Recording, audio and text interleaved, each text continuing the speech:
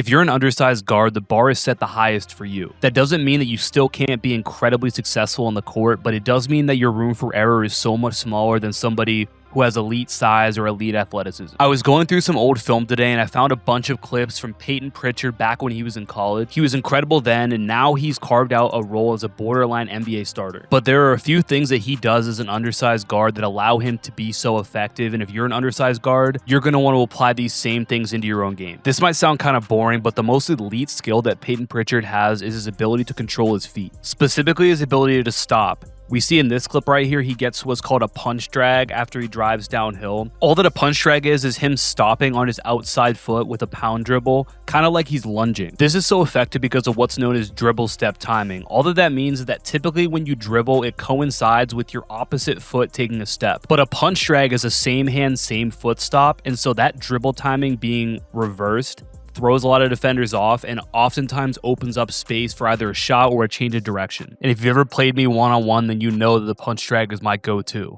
But what makes this skill elite for Payton Pritchard is that he's able to stop on either his outside foot with a punch, but he can also stop at his inside foot with a snatch. So step one to being an elite guard is making sure that you have both of these types of footwork in your bag, and I'll link a video up above that will help you with that. But having elite ability to control your feet isn't just about stopping, it's also about the way that you start and how you're able to set up your defender based on your feet. Which takes us into the second skill that he's elite at, and that's being able to get his defender to move laterally to create a driving angle. When Pritchard first gets the ball right here, he's chest to chest with his defender, which means that there's a defensive advantage. But he then uses a float dribble to force his defender to slide to the right, which opens up a lane for him to attack. And by doing this, he's able to create what's called a shoulder to chest advantage, meaning that his shoulder is in his defender's chest. And when you have that advantage, it means that you've won on offense. When he sizes up this defender here, his only goal is to force lateral movement, so he gets into it with an in and out to a double cross, and that allows him to get that shoulder to chest advantage.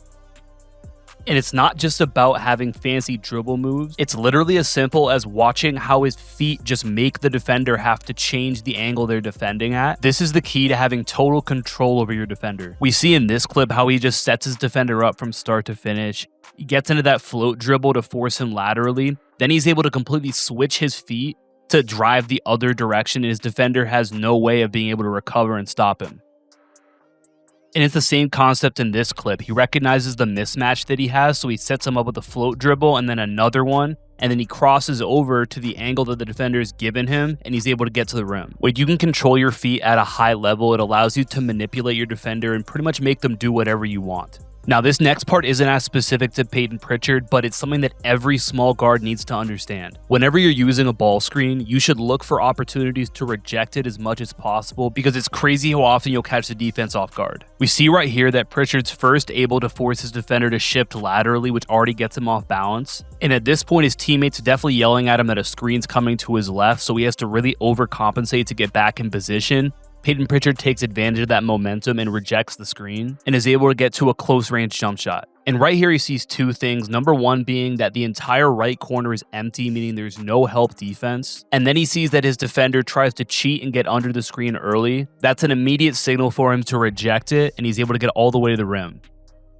So we've seen elite foot control, the ability to manipulate defenders, and great basketball IQ and decision making. And the piece that brings it all together is how great he is as a shooter. If you're an undersized guard, being able to make perimeter shots has got to be at the top of your list of things to focus on, because if you're an undersized guard, being able to shoot the ball is a non-negotiable skill to have. If you're an undersized guard and you want to be an elite level player, your goal needs to be the smartest player on the court at all times. And if you want to make that happen, then check out the Basketball IQ Masterclass, link down below, completely free. It's going to take you through how to score more points, create more for you and for your teammates, develop your overall basketball IQ, and start to play with way more confidence. Like I said, completely free, top link in the description down below. If you have any questions or any other players you want to see me break down, drop it in the comments down below. Appreciate you for watching. Talk soon. Peace.